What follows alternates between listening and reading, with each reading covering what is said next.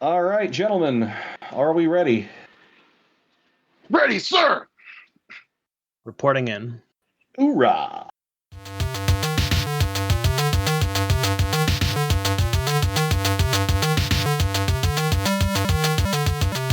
Hello, Internet, and welcome to another episode of Geek Fanthology. I am your host, Neil Cordray, and I am joined this week by... Sergeant One True Ben. And nothing clever to say, Mike. So, Ben, you were in the Air Force. What was it? Did you make Sergeant? No, I made Senior Airman, which was basically the non-commissioned version of Sergeant. It was E4, where Nice. I got out. Yeah, that was the There we highest rank go. I achieved in the Air Force. I'm It sorry? always sounds like people are playing Battleship when they give their military rank. Oh, It doesn't really make it. It's E4. You shanked my Right. Jenga ship. well, yeah. Every it's because every service, every group of service has different. Like where I was as an E4 would have been like a corporal or a sergeant in the Army, but it would have been like a lance corporal with the Marine Corps, and it would have been like seaman first class or chief, or petty officer in Chief petty officer, or regular petty officer. Petty officer, because chief petty officer, yeah. The takeaway is the chief military petty officer loves is like when you get up. adjectives. They love adjectives Mm-hmm. Well, they love and acronyms. structure. Mm-hmm. The military loves structure. So because your first three ranks are the lower enlisted. The the next three ranks are your first step in NCO, non-commissioned officers, Mm-hmm. and then your next three ranks are senior non-commissioned. And then with officers, if you talk to the enlisted, every rank is just a different version of asshole, a different level of asshole. So Different level of someone who has to salute you. someone you have to salute. Yes. Well, I mean, if you're the officer, people have to salute you, typically. Correct. Yes. Right. Yeah. Different level of how much of an asshole you can be. Someday, Ben, I should tell you the story about how my grandfather made Bird Colonel when he was in World War II, but I don't think that's really a podcast story. He was a dentist in the Army, and so he was automatically an officer. But before the end of World War II, he actually made it to full Bird. So yeah. Medical types get promoted a lot more easily, but they don't make as much command rank. Yeah, that's true. But anyhow, it's a story I should tell you at some point. But it's not like it would be probably the entire podcast, maybe, I don't know, or at least a good chunk of it. Right? So it's a good story. Right. So shoutouts. What we got? I got a couple things, but I like to go last on this. All right. Well, I've been watching Avatar: The Last Airbender on Netflix. Very good show. Watching the first season, and then I've also been watching Warrior Nun. I don't know that one. Yeah, it's based off of Warrior Nun Ariella, which is a graphic novel, and it basically picks it up from the next generation from there. Oh yeah, I remember seeing this like show up in my random Netflix feed, and I was like, huh, okay, maybe. Right. There are so many things that are on my maybe watch it list. Yeah. Right. Also, for anyone unclear, it's none as in religious nun, not the amount none. It's N-U-N on the title. Weird. Interestingly enough, when I tried to Google search for it, that was what I thought it was going. That I typed nun N-U-N, which I don't know why I did actually. Okay. Well, that was correct. N-U-N. Hooray. So, also watched Hamilton this last week. I feel like we maybe just should do an episode on Hamilton. It's that damn good. Well, also it's apparently 2.5 hours long, so there's plenty of stuff to discuss. Mm-hmm. But yeah, that'll definitely be a future episode, most def. It's I'll go ahead and pick up, even though I like to go last. Like I watched Hamilton as well, and that's kind of my big thing. Like the $7.99 for Disney Plus is worth it for really like three things. Mm-hmm. Like it justifies the cost with just three things, and there are a lot more things on it. Hamilton, The Mandalorian, and the 2017 reboot of Ducktales, which is absolutely fantastic full of incredibly witty writing. Such a damn well created show. We'll have to do an episode on that as well. Right. There's so many great little like throwaway lines, like Scrooge complaining about Santa Claus and it's like he knows what he did. Like And the fact that David Tennant is Scrooge McDuck. He is so great as Scrooge too. He's just fantastic. Yeah, I highly recommend that.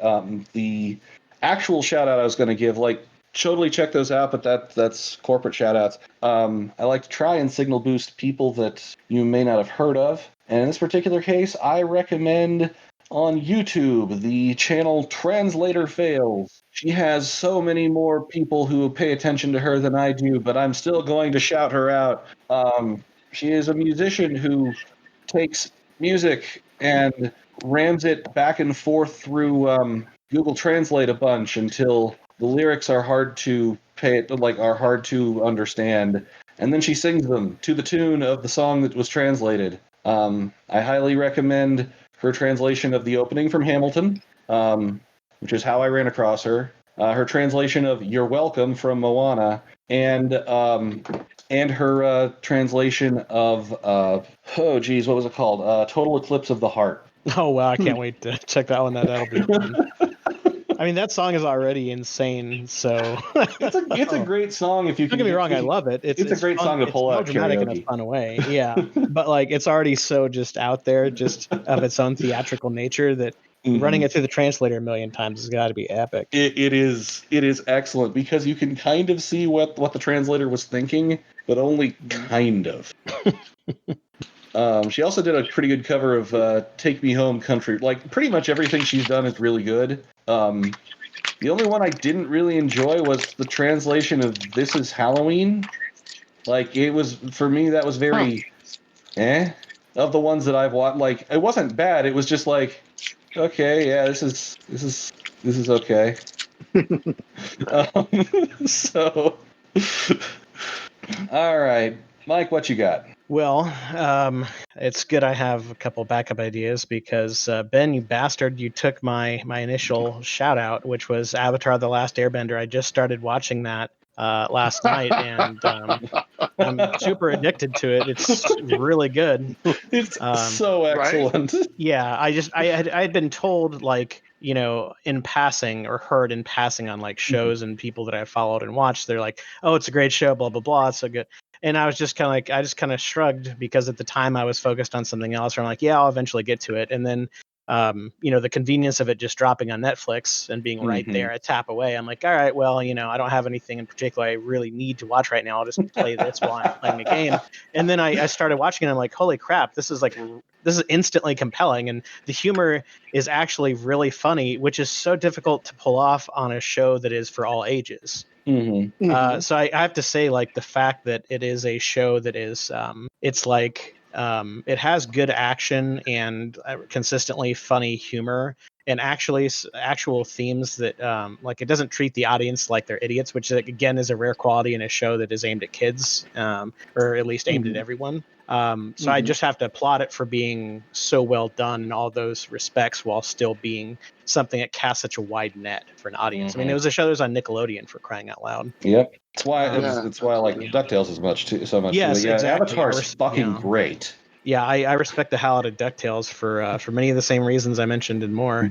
But yeah, the other thing, which this will be apropos since we're doing military video games for tonight, although this isn't a video game, but the Jack Ryan Amazon Prime show is really good. I watched the first season recently, and I'm going to probably start the second one pretty soon. I caught a trailer for that on an ad that I couldn't skip because I was watching YouTube on my phone, and I'm like, yeah, I think I'm going to have to watch that.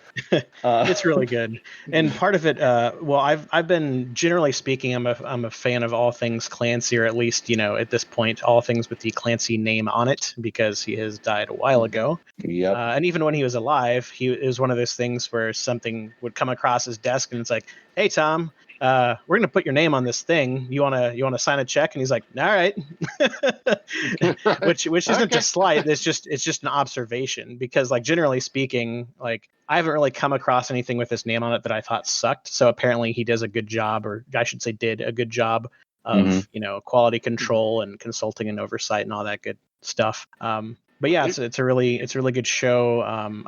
And one thing I will say, I will applaud it for being, and this is the great thing about like the age of streaming in general, is it had a arc and a story that it knew exactly what it was doing, and it didn't artificially extend it like on some of those Marvel shows where we're all like, yeah, that should have been a few episodes shorter or whatever. It's like, all right, it's an 8 like roughly hour-long episodes that is paced and plotted very well. It's not something that's like, oh well, the law says we have to do 10 or 12 or 13 episodes, so we're going to do that and then make it kind of wonky. It's like, no, it just did what it did, and it was really good. So I'm looking forward to seeing if season 2 holds up. I'm cautiously optimistic, but that was really good. And now, granted, those are both big tentpole things. Those aren't, indie by any stretch of the imagination. I don't have anything that really needs the boosting this time, but not everyone does. But it's still. Yeah. I always try to. I personally always try to find something that's a little at least not corporate. Yeah, it's going to also just be fun just to kind of, just kind of search around and just kind of see what you stumble across. So I'm going to make a point to do that next time. But I will say one thing that's not as high profile, but is still like a thing that, a subset of people are aware of is the Honest Trailer videos. Many people are familiar with Honest Trailers. There is, which is on the Fandom/Screen Junkies universe channels. Also, some people don't realize they do video games as well. They do honest game trailers, and some of those are as funny or funnier than the movie ones. Especially if you play through the game. Even if you just played it in passing, you'll get most of the jokes. But if you played like the entirety of the game, especially games that are plot dependent, it's really funny because they'll have the surface level stuff and they'll have the deeper stuff. And I was recently watching the Zelda ones, actually just earlier today, because I've been playing a bunch of Zelda lately. So there's some really funny stuff there. And I watched Ocarina of Time, and it's like, those are fantastic. The incessant, hey, listen, and like they'll like double up the sound effects, like listen, like 50 times, and just all sorts of great stuff. You should check it out for yourself. It's just a few minutes for each of those. They're really funny. I agree. I've seen a number of those, and they are excellent. I watched the Breath of the Wild one, and although I'm not anywhere near to being done with that game, I was like, yep, that 100% checks out. His what he did for Persona 5 was also very accurate, which is. That's the most recent one I watched because I've been back into Persona 5 a lot recently. Yeah. One more. Because I bought it a second time. About those, they consistently in every single Legend of Zelda game trailer, without fail, when they do the thing at the end where they come up with silly names for all the people that are in the movie or the game, they call Link a Zelda. Every single one. Well, you got to, right? Yeah. It's pretty great. Okay, I think I can run down links for all of that since most of it's on Netflix. All right. Got a few ideas for spoiler of the week. I think we're just going to go through all of them. That's how we're going to compromise, gentlemen. We'll do it all. Yeah, we had something along the lines of the Allies win World War II. War never changes. Something about a tactical nuke that really never fully materialized in my head. Tactical nuke incoming. I don't know.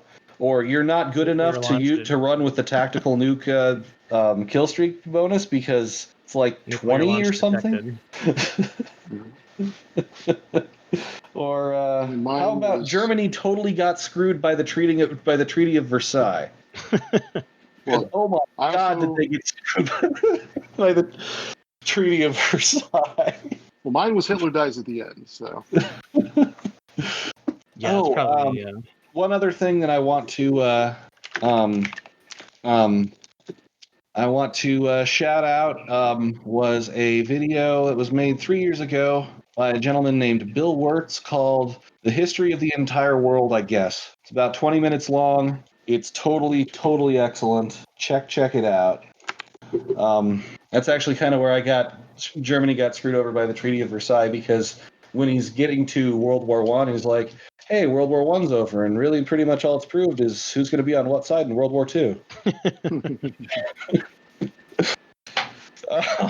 Anyhow, we're going to talk about military shooter games because apparently we're on a military/history kick or something. I don't know. So The modern military shooter is actually kind of it's not an entirely new phenomenon, but it wasn't. It was a niche thing for a good long while. Going back to like the initial Medal of Honor games. Yeah. Well, that was like the original. That was the think PlayStation of. 1 era. Is when that Yeah. started. That's when that franchise started, and I think that's roughly when like specifically military first-person shooters really took off. Is around that time because that's when you started to see like shortly after that you had the Call of Duty and Battlefield franchises take off, and that kind of turbocharged that. I mean, there are always games here and there, and then some of them were like military-esque or military adjacent, but weren't directly military, like Wolfenstein 3D. Was like a fantastical, alternate history where Hitler's in a mecha suit and all that good stuff. Yep. I mean, yeah. Honestly, you're right. Really, military shooter goes back to the inception of the genre because Wolfenstein's been a thing forever. And Doom would remember he was a space marine, folks, a marine. Right. I think we should probably try to limit this to at least actual conflict. I would say things. terrestrial conflicts. Yes. Because I mean, if you want to extend the metaphor, John 331 or whatever the hell his name is, Master Chief from Halo is a Master Chief. Right. Yeah. Yeah, we're gonna keep it to Earth, folks. Yeah. Stay on this planet. Sorry, it's gonna bother me if I don't look his name sci-fi up. and I don't know. But anyhow, yeah, John something or other. Yeah, I've got to look John it up. John 3:16 is that what you call them? That's the stone cold like biblical verse sign that people held up in the 90s. Where the hell is it? I know you exist because I've looked you up. Am I gonna have to go to the Halo wiki? Yeah, I'm gonna have to go to the damn Halo wiki. By the way, the Halo wiki is just so freaking huge. So, what do you think? Why don't we kickstart by saying, what do you think your first experience? John 117. John 117. All right. Yep. Okay. Well, what was your my first military video game? Mine was the first Call of Duty. That's a classic. Way back when it was, you were fighting in World War One. I think that's Call of Duty, right? No, it was World War II. World War II. Yeah. I went with that one, and then when Call of Duty 2 came out, I was just like, okay, it's all right. But then after you left World War II, I was started to lose interest in it. So. See, that's funny because that's exactly when. I mean, don't get me wrong. Like the first game sold like gangbusters, but Call of Duty 4 Modern Warfare 2007. That's when it really took off. That was kind of like the Final Fantasy 7 of that franchise, if you will. Yeah. Right. Exactly. Maybe Modern Warfare 1. Honestly, like Modern Warfare 2 was a really good game. Yeah, but like if Modern Warfare 1 hadn't done as well as it had, Modern Warfare 2 wouldn't have like it's at the Modern Warfare 2 is the one that everyone remembers, but it wouldn't have happened if Modern Warfare 1 hadn't been a really damn solid game too. Yeah. But so I remember it was like 2003 the first Call of Duty came out. You guys were like what, 7? Yeah, right. Hey, Ben makes his own obligatory Ben's old joke.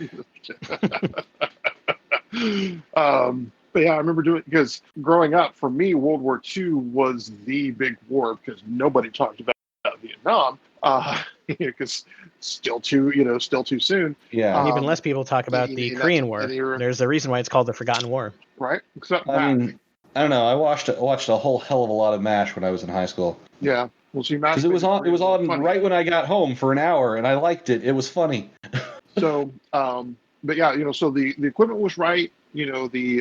And you got to play with all of the Allied and German guns, and you had ammo count, which was kind of cool, at least for me. So, and it wasn't side scrolling. I have two sort of first military shooter games. The first military shooter game I ever officially played was Medal of Honor Underground at a chess tournament. Somebody brought a PlayStation with one of those little screens on top of it. I remember those. And instead of practicing chess, we played a bunch of Medal of Honor. Everyone was taking turns because you could only play it on two screens. Because it was on a tiny little screen, and you didn't have four-way multi-tap, so it was two-person. I think we were playing through like a co-op campaign and just kind of handing the controller off. But that was like late middle school. The real first military shooter that I ever really got into was Day of Defeat. Oh yeah, I love Day of Defeat. Specifically, Day of Defeat Source. I didn't play much of Day of Defeat. I played the OG version as well. Mm-hmm. Yeah, it was a mod of Half-Life. Mm-hmm. And Day of Defeat Source was a mod of Half-Life 2.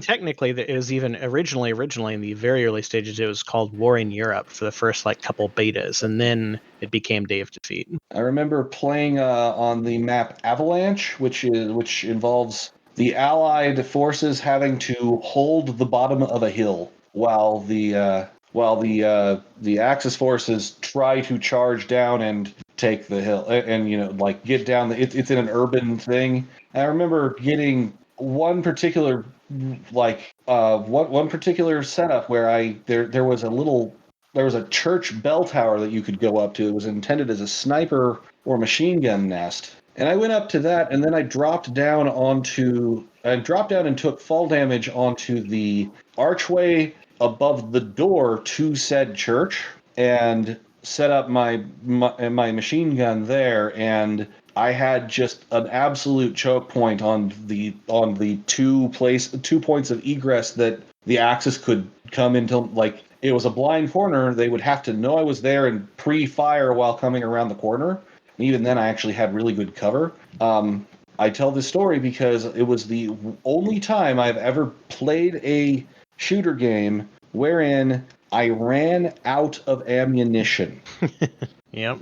And scored 40 or 45 kills in the intervening time. And every time, and the problem was getting there was a really finicky setup. It was easy to get caught and killed at any point in getting to the thing, so I couldn't get back to that nest the entire rest of that round. But I remember, that was a big. Those are big components of the game / mod. Is the actual realistic amount of gear and ammo that you would have. You just have what an average soldier would be carrying. You wouldn't just have mountains of ammo for some reason. Mm-hmm. And you would choose your class, which would essentially be choosing a loadout. So you mentioned, if you go with the heavy gunner, you have a little bipod thing set up and stuff. And then there's a limited amount for good reason, sniper class, and then the standard riflemen and gunners that'll have a submachine gun or whatever. Yep. People in between. Right. Yeah, it was a good game. That was always a thing, was it being somewhere in the realm of semi-realistic, where you had to actually think smart. You couldn't just charge out or you get your butt kicked. And there was fall damage was a thing, friendly fire was a thing, limited amount of ammo was a thing, etc. Yeah, I had getting into that particular perch. I had to fall from the bell tower onto the thing, and it half killed me just falling onto the thing, but just no one could shoot me once I was there. So Ben, when you played Call of Duty, did you just play the single player or did you get into the multiplayer? Say again. Cannot hear you. Ben was muffled. Ben has left the building. It's a strategic retreat. Yes, it was as though you were talking to your microphone from 20 feet away. Yeah, and you guys were really, really soft too. So when I played it was only single player because that was really all that was available. So you're not talking about Call of Duty Modern Warfare. You're talking about the actual original Call of Duty. The original Call of Duty. Right, exactly. Oh, maybe the first, maybe the first one was just, I can't remember if the first one had multiplayer. First one. Maybe it wasn't until the expansion. Yep. Yeah. 2003 PC game. I think it did. Mm-hmm. Mm-hmm. This was well before Modern Warfare. Yeah, it was the first game of the franchise. Mm-hmm. And imports, MMOs were not the thing yet. I mean, what was one? RuneQuest, or not World of Warcraft, but RuneScape. Yeah, but then there was another one. They were just getting started at that time. RuneScape and probably EverQuest. EverQuest, that's what it was. EverQuest, yeah. Mm-hmm. Someone's played EverQuest. Someone's played that game, or at least lost a friend to it. That was 5 years before Call of Duty came out, though. Yeah. But yeah, I mean, it originally it came out. It didn't have a multiplayer, so I was just playing myself, playing on my own. Mm-hmm. So. Well, I know the second one did, at the very least. Yeah, but yeah, the first one but yeah, the funny thing about that I have noticed about that. I mean, I grew up. I was in the military. I know guns and things like that. I know military weapons because I've, cracked a lot of books, actually had hands on some of these weapons, things like that. It has made it so it's really surprising. A lot of people know various, even some rare guns like the PD, Like the what? who have no experience. The P90, the FN P90, the gun they used on Stargate. Yeah, the P90. After season. Mm-hmm. A lot of people who are not fans of Stargate, and don't, they know that particular weapon from things like Call of Duty, or they know, some of the other strange weapons that I think Counter-Strike I'm pretty sure Counter-Strike popularized the P90. Yeah. Best SMG you could buy. Had a 50-round magazine and good rate of fire, and unless you, it wasn't as good as any of the assault rifles because it was firing pistol rounds, but armor-piercing pistol rounds. It had its drawbacks. Like reload time and the game didn't really take that into consideration. I was surprisingly good with the UMP in that game. Like, I could talk about Counter-Strike. Do we want to consider Counter-Strike a military shooter? I don't know. I excluded it since it's just, strictly. Mm-hmm. It's more police. It's more military. Yeah, it's like military police kind of.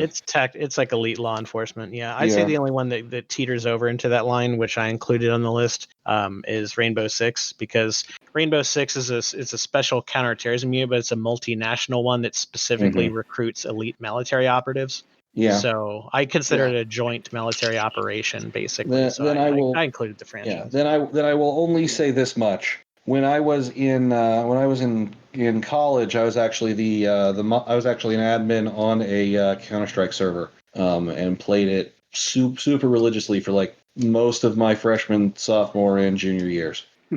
The Church of Counter-Strike. Yep. Back in my day, we didn't shotguns, have baby. I was the shotgun king of the server. But yeah, that was because the shotgun was busted in that game. It didn't act like a real shotgun. We'll put it that way. It was very precise. Over surprisingly long distances. Yeah. Well, that's one of the most recurring themes of factual inaccuracy when it comes to these shooters, is like how a shotgun performs in a video game. Yeah, shotguns. They never get shotguns right. Shotguns never work. Either they're too accurate or too damaging. Like what was it in Modern Warfare 2? Was that the noob tube? That was one of them. Yeah. They had the whole crazy thing in Modern Warfare, or at least Modern Warfare 2, where you would do the shotguns where you would reload, like the swingy reload, like Terminator 2 style, and you would dual wield those, and you would just be insanely untouchable, so you could use them decently. Yeah. Doing a lever action reload, you mean? Yeah, exactly. Yeah, so you swung the entire weapon down to actuate the arm, because that totally works, except it doesn't really. I mean, theoretically, yeah, you could probably do so. You could probably actually set up a lever action shotgun weapon to do that, but it would have to be designed with that purpose in mind, and most guns aren't, because they wouldn't be weighted properly for it. Right. That's another random thing that comes to mind is when it comes to realism, or the lack therefore of, is how reloading in ammunition is treated in games. And there's only been a couple games I've played over the years where if you reload, it would retain the information of okay, this magazine has X amount of rounds left. Like in most games, you just reload whenever you want to, no matter how many bullets how many rounds you've fired. And then you just magically have the same amount of ammunition, no matter how many times you switch. Yeah, the switch to mag, it's always a full mag. There are a couple of high realism-oriented mods on games and stuff where they actually did that, and I thought that was interesting. But by and large, it's just it's one of those things where it's somebody makes a movie version of a book and they change a couple things because the medium demands it, and it's just for gameplay purposes, it usually doesn't make any sense to have that level of realism on it. Right. Well, and the thing is a lot of times, I mean, about reloading in real life compared to in games is there's one that gets it almost right, and that is the Left 4 Dead series, where most times you're expected, in military, you're expected to be working with a squad, right? So when you run dry, you let the rest of your team know you're reloading. Right. Exactly. Right. And okay, so let me ask this. I mean, in a lot of if you guys have done raids with groups, online, How often does that work? But you mean how often do people call out that they're reloading? How often do people do it in a disciplined way? I guess it depends on the level of organization. Most pickup games you don't bother to even think about it, but I ran with a clan of gamers called TG Tactical Gamers, and a lot of them were people with military experience, and so like it was very like structured and disciplined and stuff, but in a fun way, in like in a competitive way, right? So like they took it seriously, but not so seriously that you didn't have fun. And that was one of the things people would do, is always utilize voice comms and always utilize it in a way that was reminiscent of reality, where you would have like call out positions, and you would call out when you would mention when you're reloading and things like that, like, and when you were throwing a grenade, and it's like you would say the things and you would say them in the official ways, because the official ways are the official ways for a reason, because they're clearly understood words and phrases, and they're as succinct as possible because you're doing it in combat. Right, and I think that takes one thing that a lot of gamers, if they're trying for realism, the three things an infantryman has to be able to do: shoot, move, and communicate. Right, absolutely. Which I learned from an infantryman and an MP. So. Well, also just the way you the way that you move or approach a map or level or scenario or whatever. Like that's the interesting. This is one of the things I find so interesting about this genre, is that this is one of the rare cases I feel where like reality can inform you so well and make you a much better player. Because if by and large, if you go with like actual real life tactics, you will be better. Now, there are some exceptions where like guns don't perform how they would in reality and things get all loosey goosey and weird. So you wouldn't imitate actual tactics or strategy because of how the game does it, because how the parameters work in the game. But by and large, like communicating how you move fields of fire, like how your squad is set up, like how you enter a room and how you look around, like how you assess threats, like all this stuff, like 99% of the stuff, like if you do what, like whatever the case is, like the military service or the SWAT team or whatever the case may be, if you emulate those tactics, you will actually be a lot more successful. I remember playing Humans versus Zombies in college, with the Nerf guns. And me and a couple other guys, at one point we were doing a mission which involved going into a house, and we were like, okay, well, one of our guys was in fact he was Army ROTC. And another one was the son of a cop. I'm sorry. And then what? Army ROTC. I'm sorry. Well, he's a great guy. Like, he's super fun, super nice guy. But he was like, okay, well, he was like, so anybody know you guys know how to clear a room? It's like, and he knew. The other guy I was with, I can't remember any of their names anymore. I'm sorry. It was like the son of a cop, and I was like, so it's like, yeah, you do this, you look this way, you do this, and this. And I was like, I've watched a lot of TV shows, but the three of us made a pretty effective 3-man squad of, we had, Mark. He was the ROTC guy. He had a riot shield. Like, he had a legitimate riot shield that he bought for nerfing. So he was in the front with his goddamn 25-pound riot shield.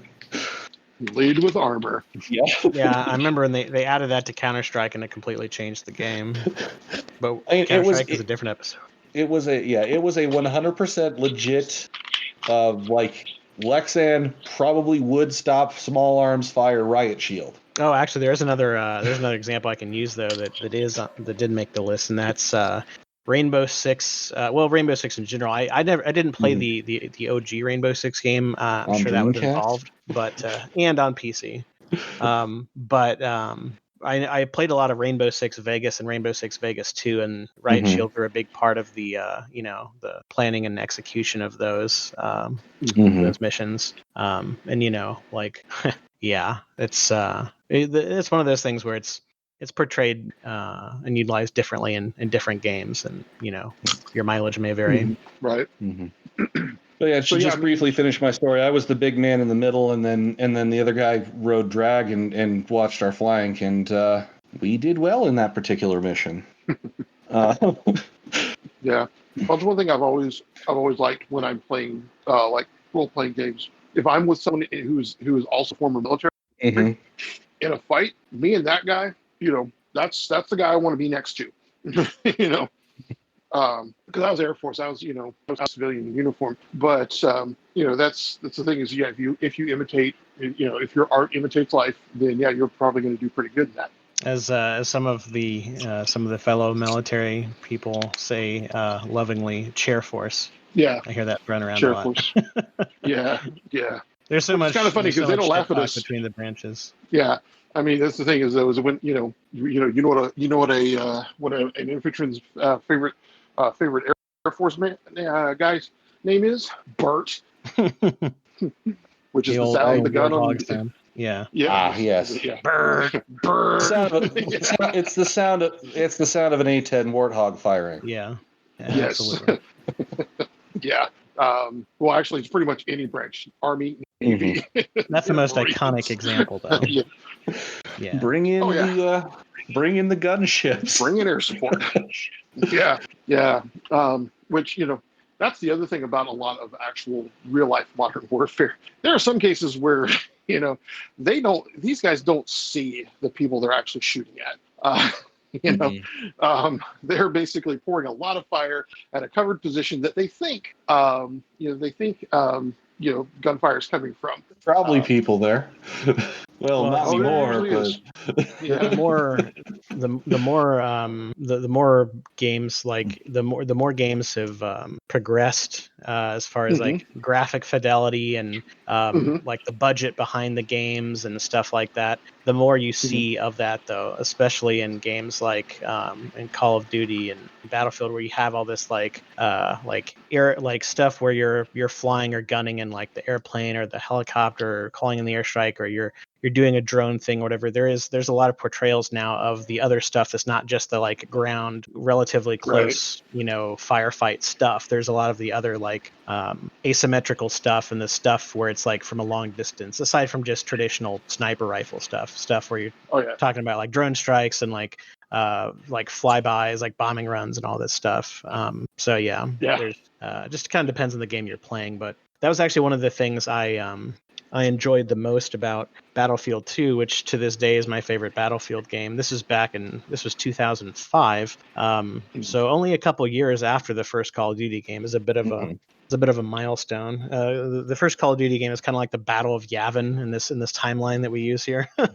Like everything's relative to it, that's when the shit really took off. But Battlefield 2 is really great, and I'm sure you'll appreciate this, Ben. The game had a chain of command built into it, where like you'd have the commander of one team, and technically the commander did actually have a body on the field just like everyone else, but his primary duty was to coordinate his team and do things like use a UAV scan, call in supply drop, call in an airstrike, do all this stuff and like coordinate and communicate with everyone. But the commander, it wasn't just a normal comm system where everyone is just talking, right? You had the commander who could speak to and send text and just type to all of the squad leaders. And then the squad leaders would then relay the orders to their squad. So there's actually like a chain of command going on, and like communication being important. And so you had the people that were just like, the twitchy good, people are just good at the game and good at shooters and just have good reflexes. And then you have people that may or may not be like that, but if they're a good leader and communicator, they can be the squad leader and have an effective squad, and then they in turn communicate to the commander what they need. And that was my favorite thing to do in that game, was to be a commander, and just seeing a plan come together was a thing of beauty. Comes together. Oh yeah, I mean, you come up with a strategy, and then you have people that actually listen and execute it. It was like one of those things where the satisfaction of that experience is hard to replicate. Especially because it's all shared with everyone. And it's like, it was one of those things where, like it took coordination, but because the game was structured that way, people knew going in that that's what was required of them. So it wasn't as bad as one would think when you're just playing with a bunch of random people. Like often you'd think it's just a total clusterfuck. But in that game, like since people knew the deal, like everyone, maybe for selfish reasons, but they worked together. Like, okay, I don't want to have a terrible like kill death ratio, and I don't want to put in all this time and lose, so I'm going to listen to what the people are saying, and I'm going to actually do the thing. Now there are exceptions, of course, because internet's going to internet, but like it was actually really well. And of course there was another one of those situations where you had a lot of flexibility with the servers, kind of like Counter-Strike and stuff, where people own their own servers and like ran their own servers, and there are all these different like rules and mods and stuff, so like people could kind of self-police, where if people are trolling or not being sane or whatever, they would lose interest quickly and or get banned from the server. But that was just one of those things I want to throw out there, because that was a unique thing where I haven't really seen any other games like quite pulled off the way that it was in that game. And it was really cool. One of my personal favorite things to do is when I would I would come up with a strategy, and then I'm still keeping an eye on it because that's my job as the commander, but every once in a while I'll have some time to actually contribute myself. And so what I would do is I would go the Spec Ops class that has the C4, and I would go behind enemy lines and plant the C4 on their artillery emplacements and just blow it up, and then call in the supply drop on myself, so that when I inevitably ran out, I would immediately have more, and then I'd be able to blow up all the things at once. So that was part of my strategy sometimes, is I'd have my team doing various things, and while they're all tied up with my team, I would be doing my own like behind enemy lines Rambo thing, where I'm just like, okay, I blow up your UAV station, I blow up both your artillery cans, and I blown up this other thing. Like because that's the thing is that was part of the strategy, is you'd actually have physical things on your side of the map that you had to defend, and if you didn't, then the tools in your toolbox aren't there. You'd have to wait until they're repaired by an engineer or whatever to like call in your artillery strikes again or do another UAV sweeper. So if you weren't careful, all your stuff goes bye-bye, and then all of a sudden the other team has a huge advantage. And that's what I would do, is have them do certain things or tie people up, and then meanwhile I'd blow everything up, and then that would be the push that they needed to win. So the game. You'd have your awesome. So your party would be your tanks and your paladins and your fighters, and then you'd go rogue on them. Yeah, I'd be like a rogue in there, stealthing in and backstabbing their whole their whole supply line at once. And, or as the case may be, sometimes I'd have someone else do that. I wasn't always the guy, but when I was, oh man, that was satisfying seeing it all blow up. Right. So there's my anecdote for the episode. Anecdote. That, by the way, the Battlefield franchise has been all over the place. They started in World War II, but BF2 was modern era, like the aughts, just modern conflict. You had like a lot of desert warfare. Yeah, well, the factions were at least the core factions. They did some sub faction stuff within the expansions, but the core game, you had the USA, you had China, and you had the MEC, which was the Middle Eastern Coalition, fictional, Middle Eastern conglomerate of countries. But then you had like Battlefield 2142, where it's futuristic and you got mechs and shit, and there's Battlefield Vietnam, and they have all kinds of different flavors and time periods and stuff.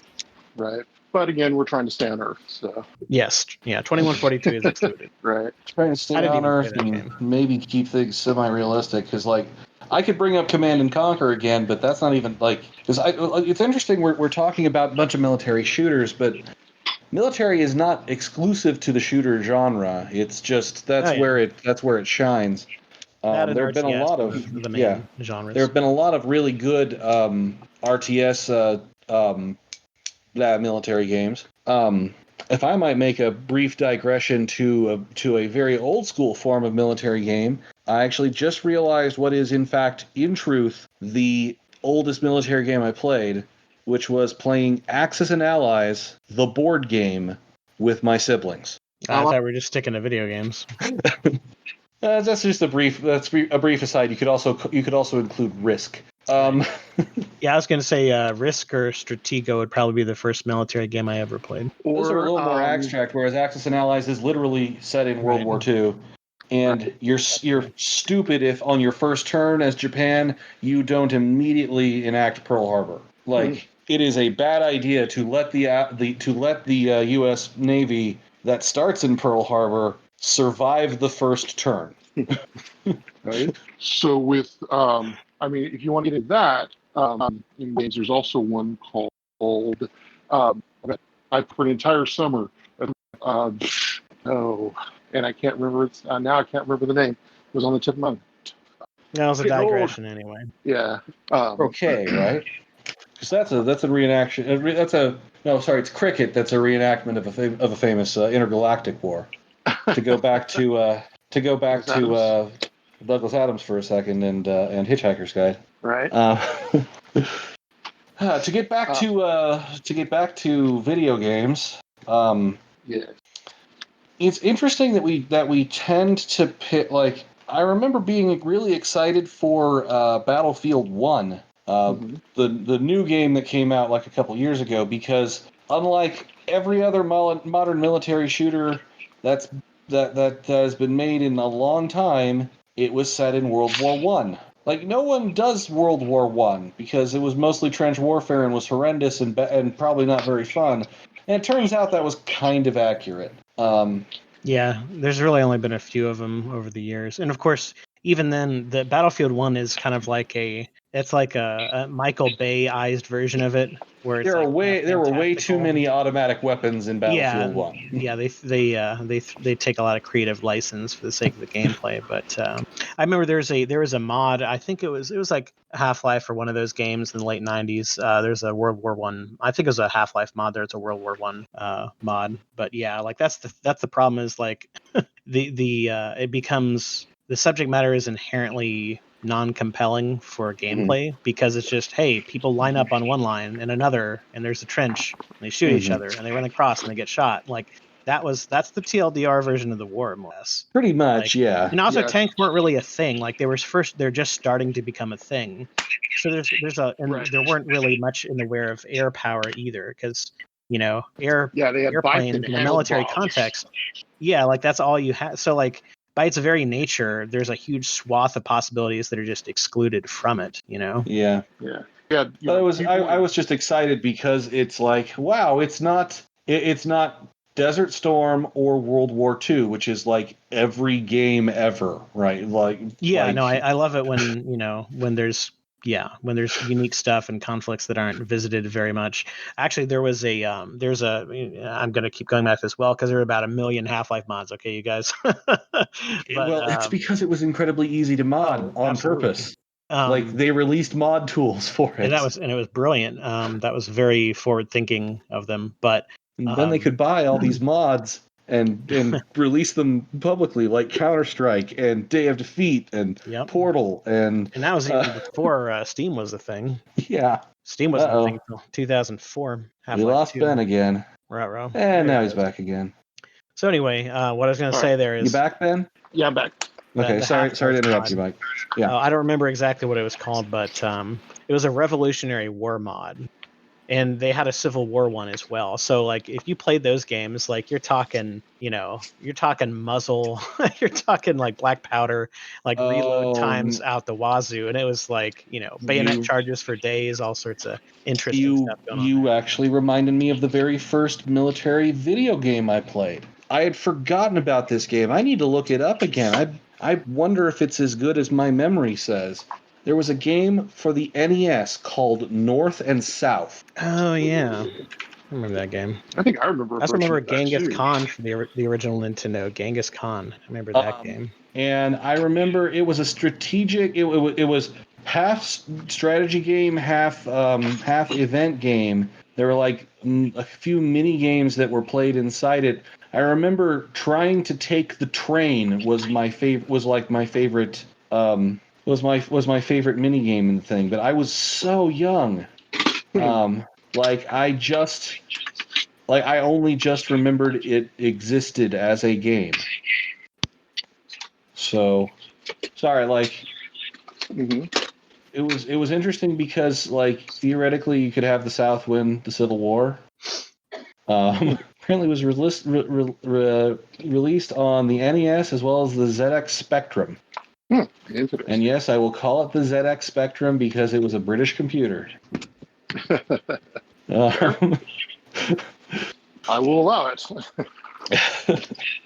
I don't think the Spectrum ever made it to the United States shores, so I'm not going to call it the ZX. Right, ZX, because it's British. Exactly. We must keep it Also, British. Commodore 64, DOS, Amstrad CPC, and the Commodore Amiga. It got released a lot more than I was aware of. Huh. Cool. Just as an aside, by the way, I find it amusing that there's a trend of like games that would then have expansions, and the expansion would always be like, "Hey guys, remember the Brits? Like they were there too. They're in this expansion." So we added the British to this, like. It's almost like World War II is downloadable content, right? It's like, okay, so if you buy this, you have the core allies and axes involved, but if you pay us the extra money, we will add these other countries. Like, hey, remember the Italians? Yeah, they were there too, you guys. Or remember, like, the French resistance, which was instrumental in winning the war, but that was Medal of Honor Underground. Yeah, I believe, and I believe that was very rare back in those days. I believe the protagonist was a woman. I believe you were a female French resistance fighter. I don't remember that, but like it was, even though it was the first military shooter I played, I was also like 12. So this was more than a fortnight ago. Oh, by the way, before I forget, I think it used to be Spoiler of the Week. Now that we're doing every other week, we should call it Spoiler of the Fortnight. Fortnite spoiler. But then people will think that we're talking about the kind of crappy game from Epic Games. I think they'll be able to figure it out. That crossed my mind too. Let me put it this way: if they're appreciating the conversations that we're having, where we're getting into stuff and being also real, I think they got this. Hopefully, yeah, you are correct. The protagonist of Medal of Honor Underground was in fact a woman, a brunette, if I recall. Very cool, and in fact also a female member of the French Resistance. So 10 out of 10. And there goes Ben again. I can't wait for him to finish moving. Yeah. You back again, Ben? Huh? You back again, Ben? Yes, I have returned once more. Since the world is bricks and will be for the foreseeable future, I was just telling Mike, I really can't wait for you to finish moving. Yeah, me either. We close on Friday, as a matter of fact. Hooray! And then the real work starts. Yes, indeed. The move. Moving is so much fun. Everybody loves moving, especially in the middle of a pandemic. Oh, yeah. So looking forward to that. So, what's the most recent military shooter people have played? Or military game? Oh, God. It's been a minute for me. Mm-hmm. I can't remember the last time I played an actual military shooter or military game. Yeah, I haven't really played any regularly recently. Like the closest that it gets is, again, we're talking about like futuristic fictional stuff, but Titanfall 2, I was into that for a while, but that was like 2016, so even that's not that recent. Yeah. Before that, I played Call of Duty Ghosts. That was like 2013. That was, by the way, one of the most underwhelming titles in the entire franchise, so stay away. It's a quick single-player playthrough for free or for a few bucks. But aside from that, like, avoid it. It's not worth your time. Avoid paying for it if you don't have to. I will say there's one exception. The level where you get to play as the canine unit and get to tear out people's throats, that's amazing. Playing as the dog. Oh, yeah. Yeah, you get to like get a first-person Fido perspective. It's just so satisfying, tearing out the throats of these terrorists or whatever. Reminds me of the side mission in Battlefield 1 where you played as the homing pigeon. That's great. Carrying a message across the line. The most recent military shooter game I've played actually is Modern Warfare 2. Back when I was still in college, actually, my roommate had an Xbox 360 and we played the multiplayer a lot. Oh gosh, that's 2009. Yeah, that's been a minute. Well, it wasn't 2009. It should be pointed out that it still had a pretty good multiplayer community when we were playing it in 2012. No, I think it might have been 2010. Oh, well, the release anyway. Yeah, you may have been playing it later, but yeah. Yeah, we were not playing it on release. For some reason, I have a steel trap memory for the years that third senior year movies come out. Yeah. Because I crammed 4 years of college into 6. Modern Warfare 2 had a lot of really good multiplayer. It had both competitive and it had that cool like operations co-op mode. Mhm. Play much of that. We played a lot of Kill Confirmed. Oh yeah, that was And great. it was a lot of fun. I was crap at it because shooters are not meant to be played with two sticks on a controller. But Yeah, it can be hard to overcome that when you're used to the mouse keyboard combo. well, I remember Nathan having a poor opinion of my ability to play shooters until I was like, okay, no, just come in here. I'm just going to play a little bit of Counter-Strike on my PC, and you can see why I'm complaining constantly about the controls. Kill Confirm is a perfect game type to play with a buddy because that was the whole conceit was that you'd kill somebody and then they leave a little dog tag thing and Yep. you didn't get the kill unless you ran over and touched the dog tag. Or at least someone did, yeah. Yeah, someone did. It doesn't have to be you, right? Mm-hmm. But yeah, we played the crap out of that. Aside from that, I kind of got sick of military shooters. There's a game I've been meaning to check out, and I want to give a call out for people, and that is a game called Spec Ops: The Line. Yeah, that was on my list as well. Which you can buy right now on Steam as of the time of recording, July the 8th at 10:45 p.m. Eastern or Central Time. Well, that sale ends for tomorrow, so 80% off. That sale ends tomorrow? Okay. Yep. Well. Yep. Well, sorry everybody. You should have bought it when it was on sale when we were recording. Summer sale's a thing. But yeah, it's more or less Heart of Darkness, but in a video game. That's in fact they were trying to make Heart of Darkness but as a video game.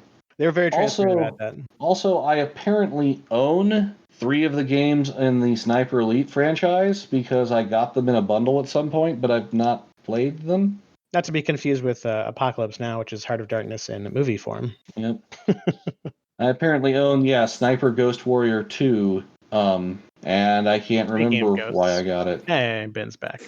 In and out and in and out. Come on, make up your mind, Ben. Jeez. Well, it's not my mind that needs making up; it's my internet. Well, that's a good segue mentioning Ghosts because there's the Ghost Recon franchise to address, which is one of those franchises that has changed significantly throughout its history, kind of like Rainbow Six, which generally it's the same trajectory. Like the first game is a lot like more tactical and more deliberately paced and less arcadey. And as a general rule, as time goes on, the games become more like fast paced and more arcadey. I feel like Rainbow Six Vegas was a good blend of the two, where it was like immediate, but it also like the planning, the strategy that actually had good dividends. But yeah, Ghost Recon, the original Ghost Recon was first person, and it was very unforgiving as far as like if you get shot, you're dead, like almost every single time. And it was a lot more deliberate. But as the game went on, most of the sequels became more like third person games, and it was still somewhat realistic, and you still had to like approach things smartly, but it wasn't as intense as the first one. Actually, I remember the very first one in that franchise was a really fun game to play with a buddy. Again, this is so like I cannot imagine playing that game on a controller. That's just a travesty to me. The original Ghost Recon was meant to be played with mouse and keyboard, but it was great because you had these missions. All shooters are meant to be played with mouse and keyboard, whether you realize it or not. But especially so. It had the missions where, like the original Rainbow Six game, you'd get to see like the mission like map and briefing and stuff, and you had a planning phase, and then you would go in there, and when you were doing it with a buddy, it was so much more fun because you could coordinate in real time, and you could count on your friend a lot more than you could count on the AI to like hold up their end of the plan. But yeah, there's a lot of interesting games there. And also another thing too is that a more recent game, Ghost Recon Wildlands, it's more of an open-ended sandboxy kind of game. And that's another thing you've seen with some of the franchises or iterations is you'd have some games that are very linear and some that are sandboxy and some that are in between. Like some games we haven't touched on yet are the Arma franchise, and there's another one. I think it was I can't remember the exact name. It was like Operation. Oh God, I can't remember it, but it was a Cold War shooter game, and it was a lot more like deliberate and realistic and like massive like in-game space where like you would be on like just a giant amount of land or an island or something. So you saw the scale with games like Battlefield, but those were still just a large map where it wasn't like a consistent world type thing. So there's been a lot of different types of it. It's just that, just like with a lot of stuff, the things that are more like accessible and popular and trendy get the lion's share of the attention and the sales. Kind of like with movies and TV shows as well, a lot of the time. So sometimes sometimes you have to kind of look around a bit for the games that are unique or have like a setting or conflict that's not visited as much, like we talked about with like World War I or Vietnam or whatever. Yeah. And now Vietnam, there's a bit of an asterisk because there's a lot of games that would be set in Vietnam, but they would tend to be like shitty throwaway games, and like they weren't good games, and they didn't take the subject matter seriously, and everyone forgot about them because they weren't memorable. And so the caveat will be quality games that were set in Vietnam. Not many of them. Right. Yeah. Well, and because I mean, the only games that I remember that were set in Vietnam that were in any way well done are role playing games. So I remember Call of Duty Black Ops actually had a lot of, that was a Vietnam era. I mean, it went back and forth a bit on the timeline, but that game actually did a lot of Vietnam War era stuff and was still a lot of fun and interesting. But yeah, by and large, there's a lot of shovelware that is their Vietnam War themed games. right. That's another thing too, is like some of it, and of course this is unavoidable, is when you talk about military games and like conflicts that actually took place, there's always a geopolitical element to it and a potential censorship element. And you see that a lot with like, especially in other countries that do not have a First Amendment. You see in places like Russia, there are games that are like either heavily censored or banned because, God forbid, you actually show that Soviet atrocities happened and were a thing and stuff like that. And a lot of the stuff runs counter to the narrative of whatever nationalistic thing is going on. I remember there's a Ghost Recon game that was banned in North Korea. A lot of things are banned in North Korea. I mean, that's every 5 minutes something's banned, but it is one of those things where it's like, oh, the North Koreans are like the opposing force, the antagonist of the game, the story, whatever. So like, oh, this is an insult to great leader, so we won't let this game on our shores and stuff like that.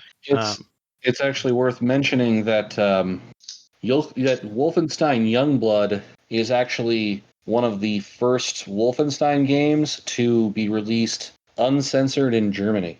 Interesting.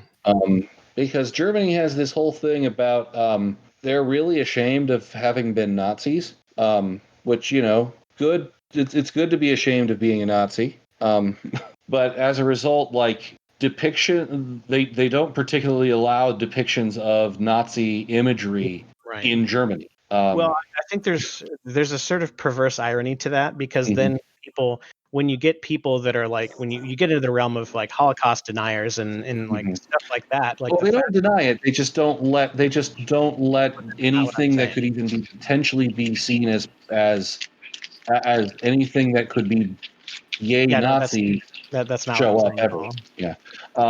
No, that's not what I'm saying at all. What I was beginning to say there was, what I was going to say is, whenever you can't have like an open portrayal and discussion of events like that, then it is a lot easier for people who want to, deny things or distort things or conveniently ignore things to do so. And I think there's there's a perverse irony in having I would argue personally, a fascistic approach to it, where you just ban things and things are against the law and people can be fined or put in jail if they do the thing, which is just saying a thing or creating a piece of art or whatever, like a video game or whatever it is that has any kind of portrayal of Nazis or whatever, even though it's almost uniformly always just, hey, those are the bad guys, let's go kill the Nazis. Like, they still don't allow it. Nazis, So it's, I just personally, I find that to be missing the point. And I appreciate the sentiment of where it comes from, but like, that was a hallmark of the Third Reich, was burning books and like controlling their narrative and all the misinformation and propaganda and stuff. So like I feel like that's a very ironic thing that Germany does to this day. Well, anyhow, it was just I just thought it was interesting. You were talking about censorship and such, and like, well, it's actually one of the few games that like hasn't had to have like apparently in Wolfenstein: The New Colossus they shaved Hitler's mustache and turned all the swastikas into triangles, very fascist looking triangles. Like you couldn't really confuse the stand-in swastikas for anything other than stand-ins for a swastika. Well, that's the other thing that's silly about it. It's about as convincing as Yippee Ki-Yay, Mr. Falcon, right? It's like we all know what's being said here, folks. Come on. Right. So. But anyway, that was a very long departure to get back to the original thing, which was to say that there weren't a lot of Vietnam games, I think, because it's touchy subject matter. Yeah. And I can understand that. Actually, there's another good example of controversy and this is see some of the stuff gets very meta and surreal because there are some video games where they portray conflicts that are currently happening, which is just fucking weird, right? Like, I remember in the Half-Life 2 mod, Insurgency was a thing, which was, Operation Iraqi Freedom post-war counter-insurgency operations and stuff. Like, that was a conflict that was going on at the time. And in one of the more recent Medal of Honor games, going on since 2003.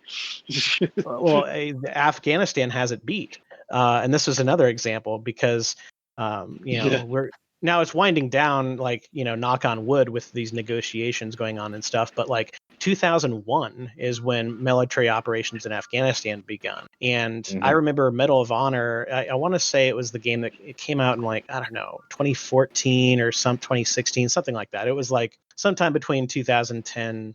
Actually, it might have been like 2012. Anyway, point is, sometime between 2010 and 2015, the Medal of Honor game came out in the multiplayer, and like the game, part of the game took place, or most of the game, I didn't actually play a single player, but it took place in Afghanistan, and there were like tier 1 special operators doing missions in Afghanistan. So in the multiplayer, you have the Americans, or like the American Spec Ops team, or whatever it is, some American side, and then you had the Taliban. And there's this huge controversy at times, like, oh my God, like people are playing the Taliban in an online multiplayer game as actual American soldiers are fighting the Taliban in real life, which is like one of the most fucking gonzo surreal things I can possibly imagine, right? That was. Well, yeah, because and the sad thing is, it made CNN at one point, by the way. Yeah. This was the 2010 Medal of Honor game called Medal of Honor. Wow, I was even older than I realized. Yeah, 2010. But still, like, I mean, that was like 9 years in. Right, 9 years. Yeah. Exactly. It's a weird thing. Exactly. And the thing is that, I'd say, and I think it's the longest single, we're talking about the longest single combat action, that we've been involved in. Oh, absolutely. Vietnam didn't even last this long. I mean, it was a while. It was a minute. So. Well, it still is a minute at this point. Well, guys, my internet's starting to drop. Right. I think we're kind of starting to run out of things to say, too. So do you have much more to... Because I'm out of things to talk about, Mike. Do you have anything? Go ahead, Ben. Go ahead, Ben. I was just saying, this, like we were talking about, though, I think, this is imitating, unfortunately, that it has that to imitate. But yeah, that's and though these are things that I think there's probably a lot that are getting from these games, so that'll be interesting what process your computer. I agree. It's an interesting needle that is being thread. Well, yeah. Well, it's you gotta. You're right, because you can learn from it, but you could also potentially like make people like America's Army is a thing. The video game made to recruit people to the army. Yeah, that was on my list. Yeah, that was one of it's for obvious reasons a very realistic as games can be, realistic shooter. Reminded of a fake ad I saw for Call of Duty Modern Warfare 3. It comes with its own custom Browning Assault BAR. It was a BI. I think it was it was some sort of heavy weapon. And full military pack. And the game consists of you needing to hold the weapon upright at attention for 3 to 4 hours at a time while not doing anything else. Yeah, I'm looking forward to the hurry up and wait expansion. Yeah, I would say if we could pinpoint one thing across all the various games, that was the least realistic, it would be the fact that it cuts out all of the monotony and tedium of military life, where you just stand somewhere or sit somewhere or whatever for hours on end doing nothing, being bored out of your fucking. Yeah, right. Watching for the enemy, waiting for the enemy, or just carry 50 pounds of 50 pounds of gear in your hand. So. Yeah, and really needing to remain. You can't allow yourself to become complacent either, because if you do, that's when you get killed, or when you get other people killed. Yeah. Right. Yeah. So I have having to learn, what certain things mean in other languages. So Right. I don't have much else to I actually haven't played much in terms of military shooters except for the ones I've already mentioned. My experience is sparse. But I thought we'd be able to plummet this topic pretty well, and I think we have. Do we have much more to add, any of you gentlemen? Mike, you seem to have more things on a list. Yeah, I mean, I got plenty of things on the old list, but we've touched on pretty much all the significant stuff, I think, for the most part. Yeah. The other franchises didn't really get mentioned. There's Company of Heroes is a really good World War II RTS. Oh yeah, Company of Heroes. It's had a couple of sequels, expansions throughout the franchise. Sudden Strike, I think that was another top-down RTS World War II themed thing, or at least the original game was. Delta Force is a franchise I didn't play at all, but I hear the games are pretty good for its day. Those I think they're old enough; they probably don't age particularly well. But like I said, Arma's a thing. Haven't really played those either. There's you already mentioned Spec Ops: The Line. We touched on the Ghost Recon franchise. I've forgotten about Company of Heroes. That's a good game. Yeah, it's a lot of fun. There's an RTS. I'm not sure what the acronym stands for, but it's called Ruse, RUSE, like the word ruse, but it apparently stands for a thing because it has periods next to each one. It sounds like one of those contrived things like Shield or something, But I heard good things about that. And that was one of those games that was pretty successful. But I mentioned earlier about how sometimes you have to kind of look for the games that do things a little differently. And that was a military RTS that had like unique approaches and like gameplay. So if somebody's in the mood for an RTS or specifically a realistic or semi-realistic military RTS specifically, I should check that out, because it's not nearly as formulaic as a lot of the other ones. When you look at games like maybe Command and Conquer, or I don't know, Age of Empires, whatever stuff that's because there's a lot of iterative stuff, where it's all kind of like, hey, here's your basic, here's the order in which you build the the structures and the units, and you have your paper rock scissors matches, and a lot of it can be very cookie cutter. But Reus had some interesting gameplay meat to it, so check that out if you want to try something a little different. Aside from that, don't really have a whole lot of specific game stuff to cover. We touched on a lot of this stuff as far as like, accuracy, realism, how politics can tie into whether games get released or the content within them and stuff like that. And now there's plenty of more stuff we can touch on in a future episode potentially, but I think we covered the main themes here. I would briefly just want to mention, if you really want a very, very atypical World War II RTS, I can. I was just reminded while you were talking of the Hearts of Iron games, which is Tank Battalion Command. It is a turn-based strategy game, a series of strategy games. Okay. It's one of those games where I hope you like spreadsheets. Yeah. Well, I like turn-based, but I'm not a big spreadsheet fan. But it's one of those games. It's really it's worth checking out if you like that sort of thing. But if you don't, you probably won't. Oh, that's other one quick thing I would touch on too is that a lot of the stuff like we talked about, a lot of it is like first-person shooter stuff. But there are like there's so many different subgenres and niches and stuff. And if you might not be a big shooter fan, you might not have the twitch reflexes or whatever to be good at those types of games. A lot of people may be interested in like specific vehicles or whatever, or like hardware, or be like just fascinated with that stuff. There's all kinds of simulators and games they're dedicated to like just these tanks or just these planes or like whatever. Like there's all sorts of stuff that goes from the arcadey to the very, very realistic and everything in between. So for a more arcadey thing, specifically multiplayer, you could play a game like World of Tanks or World of Warships or something. And there's all kinds of simulators that involve tanks and airplanes and jets and ships and stuff. So if you're just fascinated by like specific vehicles or whatever, you can get into that without necessarily being like good at a shooter. Right. Trying to find. I remember Extra Credits mentioned a game in one of their games you might not have tried or even heard of games, which was here. Go ahead and try to win World War One. And it was a very it was a plot because it was a grand strategy game and was like a turn-based grand strategy game where it's like, yeah, you need to consider like supply lines and and it was another game of I really hope you like reading. Yep. Or on a daily basis. Yeah, and looking crap up. Yes.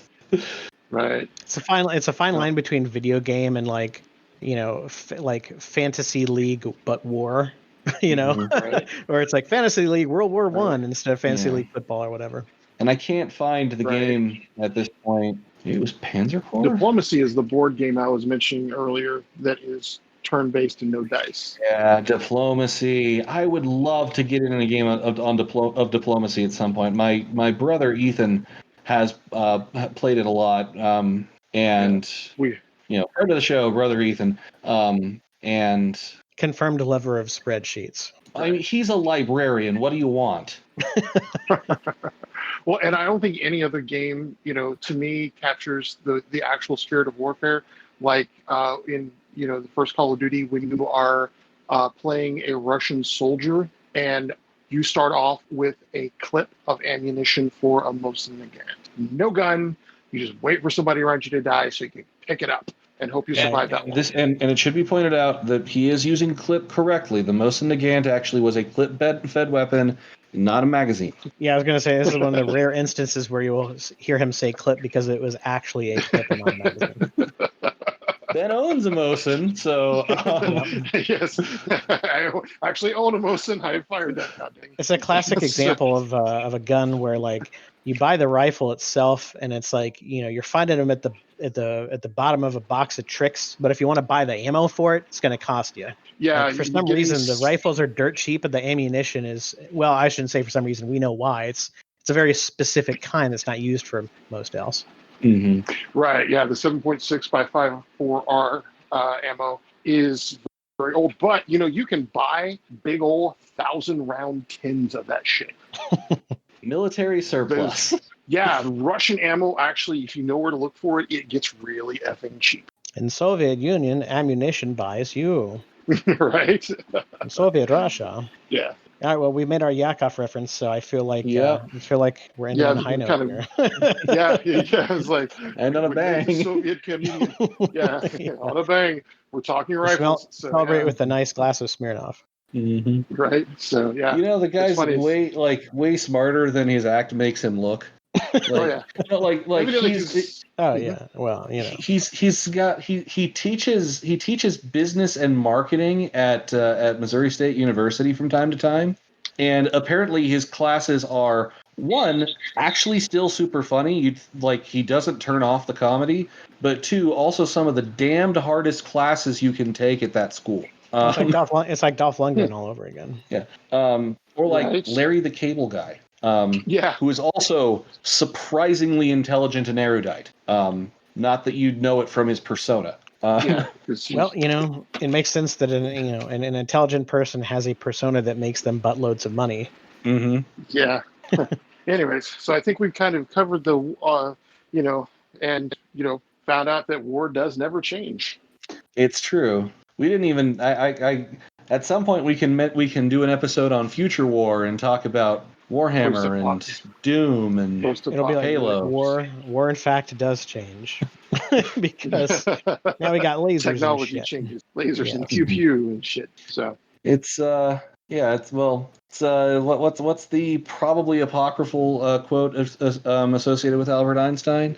I do not know with what weapons World War III will be fought, but World War IV will be fought with sticks and stones. Which is really a depressing quote if you think about it for more than half a second. There's several quotes. Like, actually, that was a thing in Call of Duty, the original Call of Duty game. When you died, you would have a quote come up, and I think that was one of them. And there's another quote there's another quote that was good. And it was I don't know if it was Nietzsche or who it was, but it was only the dead have seen the end of war. I think that may actually be Churchill. Possibly. I'm sure that one was, there's several people have uttered that one, but a lot of things get misattributed, so who knows? Plato. Plato, there you go. At least it's been attributed to Plato at more than one, in more than one case. I'm double checking here. Yeah.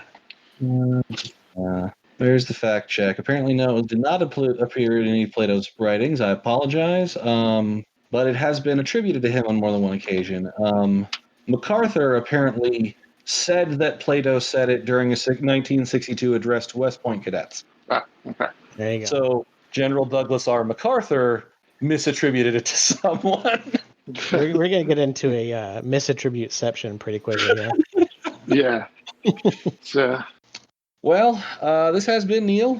The one true Ben. And his crappy internet. And Mike. And we will talk to you again next time on Geek Fanthology. Good night, Internet. This podcast is a production of Working Theory Productions. It was brought to you by the letter E and the number 2.7182881825459045235360, etc., etc. And if you don't get that joke, look it up. Opening theme is March of the Mind, and opening theme is Ultra Mega Hyperstorm, and ending theme is March of the Mind, both by Kevin MacLeod.